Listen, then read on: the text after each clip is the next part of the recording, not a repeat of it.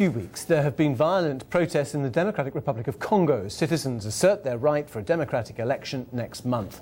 Journalists have been under attack as they try to report on opposition candidates going up against the incumbent president, Joseph Kabila. The country will go to the polls for its presidential and legislative elections on November. It'll be only the second democratic election in half a century. The successful presidential candidate will secure a 5-year term in office.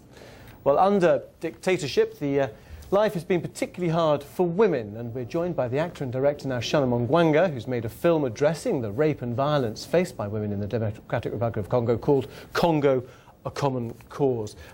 Thank you for coming in. Let's just talk about the general violence, the political violence that's happening at the moment, though, in the run-up to the elections. What is the evidence that you have gathered there, especially for those journalists who've been following opposition candidates? Well, my information are coming from people who are traveling there, who are there, and what they're telling me about the situation at the moment. People want change, basically, because there hasn't been any respect of the promises that were made to them in the 2006 election. So the general life of people has decreased in terms of education, in terms of infrastructures, in terms of many things. For instance, there were 4 women candidates at the presidential election the last time. There are no women candidates at this time, and at the legislative level there is maybe a few women, but it's definitely less than it was in 2006. So there is a regression in terms of general development of the country. So people want change. Well, let's just look at some of the images from your film as well, which we can look at here now, because of course for so many years women in Congo have been victims of sexual violence, and has that actually created a sort of more defiant, militant strain, do you think, in women as a result of that, or are they still suffering as a result of that? The situation is complex. At the same time, it's very straightforward.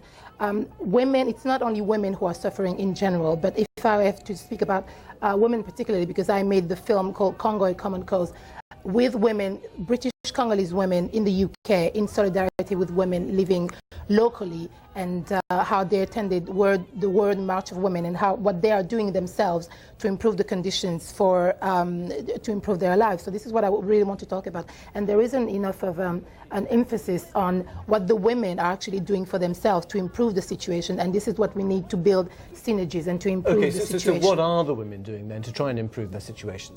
Well, for instance, they're asking for another, on my point of view, for instance, as a filmmaker, what I do is that I try to portray another image of Congolese women, not necessarily the victimhood image that is portrayed in the media most of the time. Some of the first women who were buried alive and being the victims since 1997 were women who were resisting the violence in Mwenga, for instance, a territory in the east, and that is not mentioned enough. And some of the women, they are doing some actions. One of the women present in the film, called Mama Berthe, she's, if you watch the film, the 15 minutes version of the film, you'll see that she talks about what is happening to women there, and she will be a candidate to few women who have the courage to stand in election in very, very difficult times. So women are doing things for themselves to improve the situation, and we need NGOs, we need charities to emphasize on that work as well, and not only portray Congolese women as victims, as often that's the case, and also mention the root cause of the conflict,